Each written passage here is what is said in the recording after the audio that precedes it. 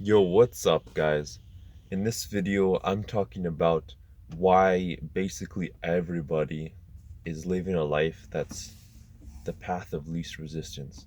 So, what is the path of least resistance? It's any organism, even at the cellular level, even within the cellular level, it's a tendency to take the route that's going to expend the least amount of resources, the least amount of energy. So, at a very small microscopic level, it's easy to see how it happens with many examples, but it's not very difficult to see that on the macrocellular level too, like with organisms like me and other humans and with animals too, right? Most people's decisions are made by expending the least amount of energy and willpower. Now, not all of them are done like that, but a lot of them are done like that. So, for example, we already have many um, neural pathways that have been carved in our brain because of repeated firing. As the saying goes, the neurons that fire together wire together. So, the reason why I mention that is because when you're a kid, when you're a child, your neurons don't fire together. Sorry, I misspoke. Your neurons have not been firing together and making those patterns the same amount of time that they have as an adult. So your brain basically is really different when you're a kid compared to when you're an adult because you don't have the same neural grooves, you can call it like that. Like every time these neurons fire together, the groove gets deepened, right? So when you're an adult, those neural grooves are really deep. So I think that's a big part of why it's harder for a child to do things like resist the urge to eat a marshmallow or something like this, because as in many adults, they've trained themselves to eat mostly healthy, and they've trained themselves into routines and uh, patterns of actions, whereas the child has not done that because they haven't existed for very long. But when you think about it, many adults also struggle to put away their primal urges, right? They struggle to avoid their primal urges and instead um, they make a lot of bad decisions that impact their life in a bad way, like eating junk food, for example. Unfortunately, many Western countries, including America, are suffering an obesity epidemic, right? So these people are literally killing themselves really early, and not just that, they are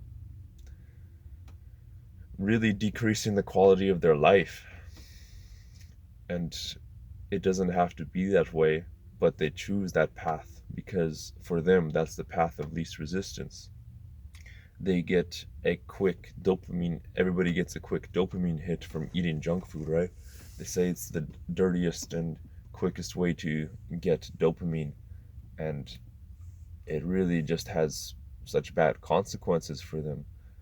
And the thing is that once somebody is down, not specifically just that path, but down a lot of different dopamine seeking paths, like, for example, drug use or alcohol, excessive alcohol drinking. Once somebody's far down that path, the pain and effort of reversing the path that they're going down is so much higher than the pain of just or the or the discomfort that they'll experience just by continuing down their path, because basically they could get a dopamine hit in the same day and they could make their existence more tolerable, more pleasurable by feeling those dopamine hits in that same day, or they could go through extreme discomfort for an extended period of time, which is much harder to do.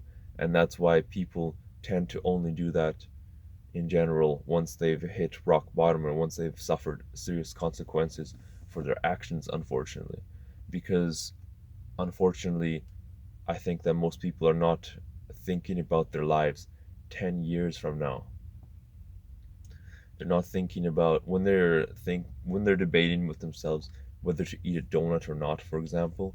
They're not thinking about what type of patterns they're reinforcing for the next 10 years, 20 years of their life. Are they even going to be around for 20 years if they continue an unhealthy eating pattern?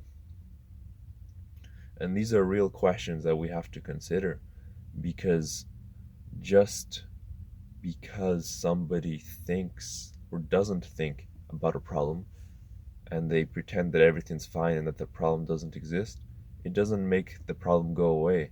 It's similar to an ostrich burying its head in the sand, and then when it does that and a prey is nearby, or a predator, I mean, is nearby, then the predator can just eat the ostrich, right? Just because the ostrich is hiding its head doesn't make the predator go away.